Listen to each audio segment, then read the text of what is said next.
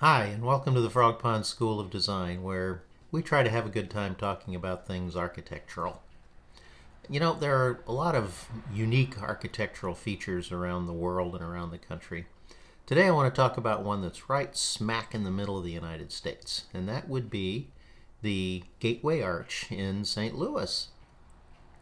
Now, what a lot of people don't realize is how far back this really goes. The idea of the park to commemorate westward expansion in the United States was conceived back in the 30s, and they decided they would have a competition to determine the design for a centerpiece for that park.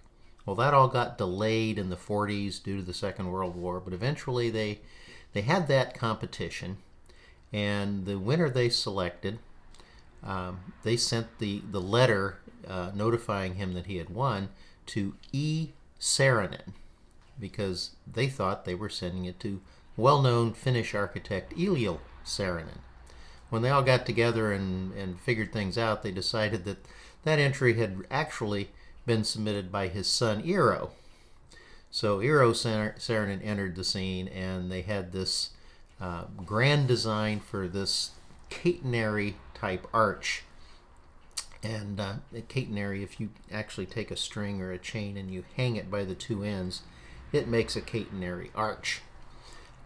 Eventually, that was modified to stretch it out vertically just a little bit because they all thought that looked better.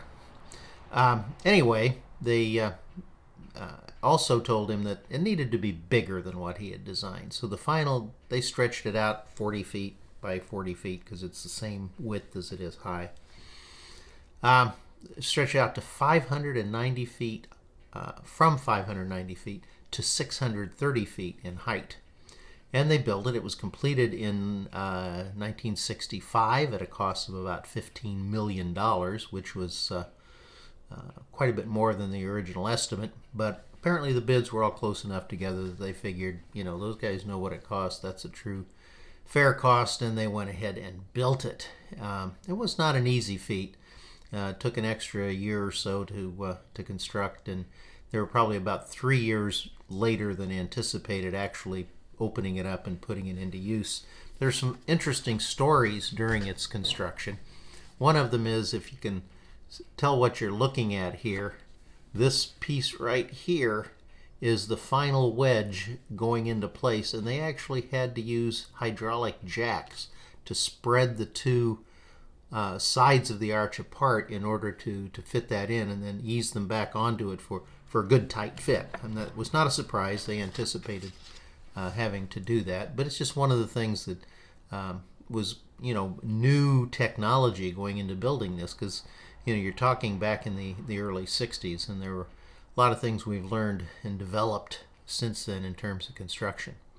So it's just kind of an interesting thing that we should all know a little bit more about the arch and what it stands for and some of the stories behind it. The whole park commemorates the Louisiana Purchase, which doubled the size of the nation, the first government west of the Mississippi. This is the point from which Lewis and Clark set out, and pretty much the point where the wagon trains headed through the Oregon Trail went. It's a very important point in the history of our United States that we probably should all be aware of and appreciate. Thanks for joining us today at the Frog Pond School of Design. I look forward to seeing you hanging around the pond again real soon.